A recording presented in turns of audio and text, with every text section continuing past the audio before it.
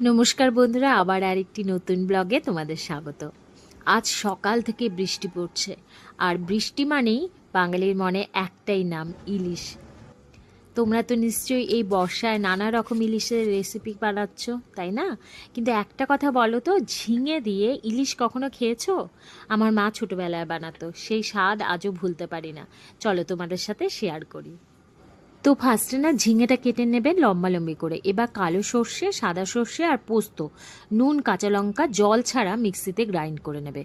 যখন 50% গ্রাইন্ড হয়ে যাবে তারপর জল দেবে। গ্রাইন্ড করে ভালো করে ছেঁকে নেবে। দেখবে সর্ষে খোসাগুলো আলাদা হয়ে যাবে। এইভাবে রান্না করলে না কোনো সমস্যা হবে না ইলিশ মাছ খেয়ে।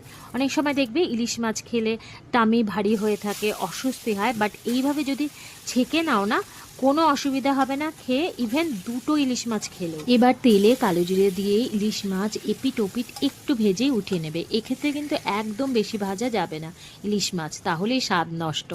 এবার ঝিঙে দিয়ে একটু ভাজা ভাজা করে মশলাটি দিয়ে দাও, আর সেই সর্ষের এক্সট্রা ধোয়া জলটাও দিয়ে দাও। এখানে মশলা ভাজার কোনো গল্প নেই। দাও নুন, হলুদ, লঙ্কা গুঁড়ো। ফুটে উঠলে মাছ দিয়ে একটু রান্না করে নামিয়ে নাও।